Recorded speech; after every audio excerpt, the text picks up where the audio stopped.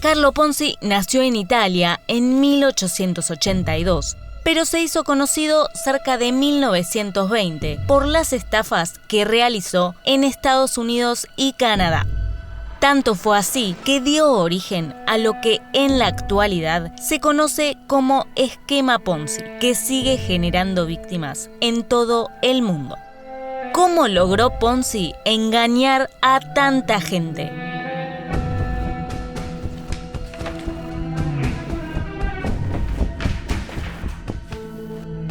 Carlo Ponzi arribó a Boston, Estados Unidos, en 1903. Tuvo varios trabajos, aunque de todos fue despedido por intentar estafar o por querer robarle a los clientes. Probó suerte también en Montreal, Canadá, donde terminó arrestado durante 3 años por haber falsificado un cheque. En 1911, luego de ser liberado, volvió a Boston y rápidamente se involucró en el tráfico ilícito de inmigrantes italianos. Esto hizo que terminara nuevamente preso. Recién en 1919, Ponzi vio una nueva posibilidad de negocio. Ese año se abrió una oficina en Boston, desde donde vendía ideas de negocios a algunos contactos que tenía en Europa. Pese a que esta iniciativa nunca llegó a funcionar del todo, sí fue la punta del iceberg. Y es que una mañana recibió una carta de una compañía española solicitando una de sus publicaciones. En ella, el remitente adjuntó unos sellos de respuesta internacional. Estos eran cupones que permitían que una persona enviara una carta a otro país pagando el franqueo de respuesta de su corresponsal. Así fue como Ponzi cayó en la cuenta de que esos cupones no contemplaban las fortalezas de las monedas de los distintos países. Con lo cual, aquellos que fueran emitidos en un país cuya divisa fuera más débil, podían ser intercambiados en otro país en el que el precio fuera más alto. Así fue como comenzó la mayor estafa de Ponzi. En 1920 creó la empresa Securities Exchange Company para poner en marcha este esquema. Comenzó a buscar interesados de participar en este negocio en su entorno, prometiendo que duplicaría las inversiones hechas en un plazo de 90 días. Aquellas primeras personas que participaron recibieron a cambio grandes sumas de dinero en intereses, tal como Ponzi lo había prometido. Así fue corriéndose la voz y cada vez más personas querían formar parte de este negocio, por el que lograban duplicar sus ganancias en cuestión de días. Y comenzó a escalar. Las personas invertían los ahorros de toda su vida y en lugar de tomar las ganancias, las reinvertían. Para mayo de 1920 ya había ganado $420.000. En junio había recibido inversiones por $2,5 millones y en julio estuvo cerca de cobrar $1 millón por día. Ajustados al día de hoy, estos son los montos que generaba la estafa de Ponzi.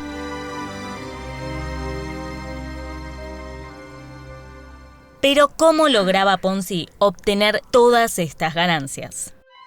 Resulta que luego de poner en marcha su empresa, dejó de adquirir los sellos de respuesta internacional y comenzó a sustentarse únicamente a través del dinero que obtenía de sus inversores. Como muchos de ellos no retiraban el dinero, sino que lo reinvertían, Ponzi disponía de liquidez debido a que no debía realizar pagos de manera constante. Esto fue así durante por lo menos un año, hasta que Clarence Barron, un analista financiero, publicó una nota en el Boston Post observando que para poder cumplir con todos sus inversores, Ponzi necesitaba 160 millones de cupones en circulación, cuando en realidad había tan solo 27.000. Esta información derivó en que todos los inversores quisieran retirar sus supuestas ganancias de la empresa de Ponzi. Por eso, este decidió contratar al publicista William McMasters para que lo ayudara a sortear esta situación. Aunque esta idea no salió como esperaba. William, en lugar de jugar a su favor, utilizó unos documentos incriminatorios para demostrar que Ponzi estaba utilizando la plata de Pedro para pagarle a Pablo.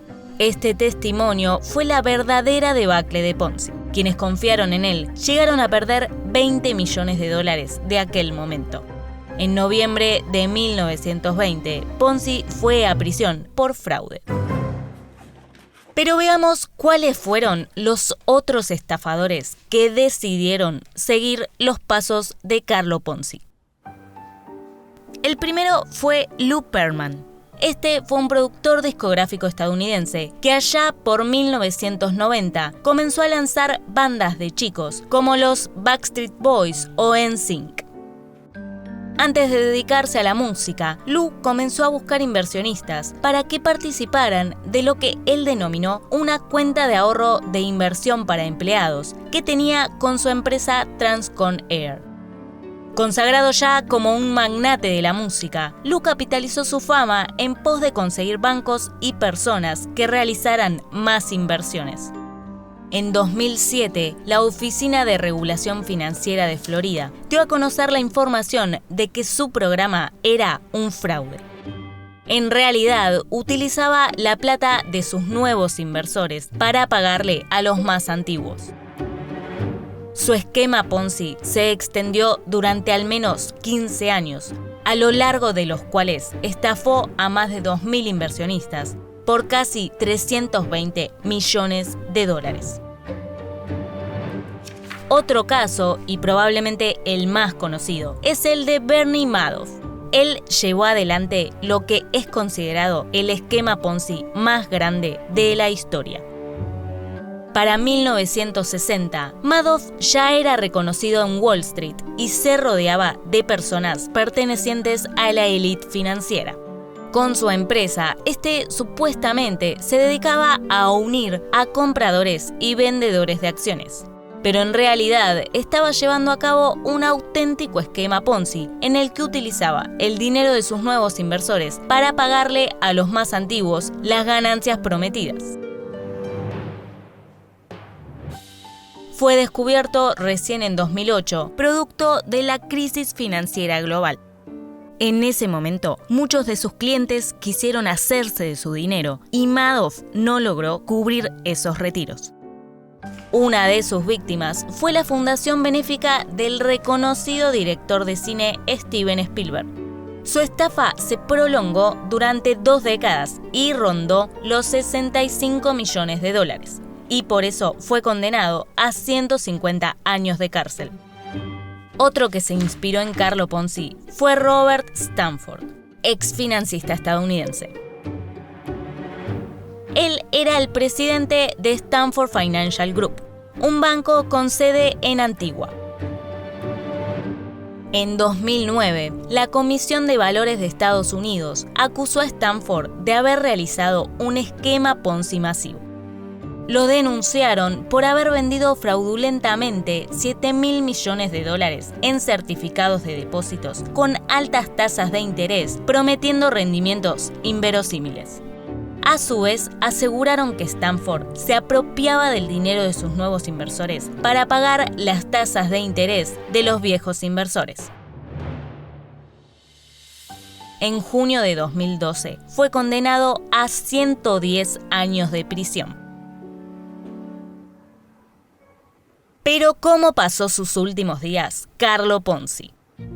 A partir de su caída, la vida de Ponzi pasó entre juicios, condenas y cárceles.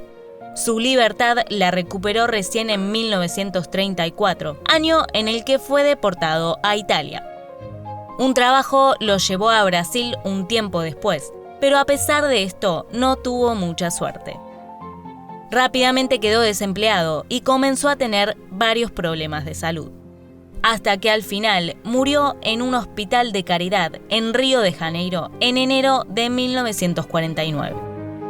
Aunque su muerte no alcanzó a poner fin al esquema Ponzi, siguió siendo utilizado por varios estafadores que con nuevas ideas de negocios continuaron generando víctimas a lo largo de todo el mundo. ¿Cómo es que el esquema de Carlo Ponzi sigue engañando gente hasta el día de hoy? Déjanos tu comentario.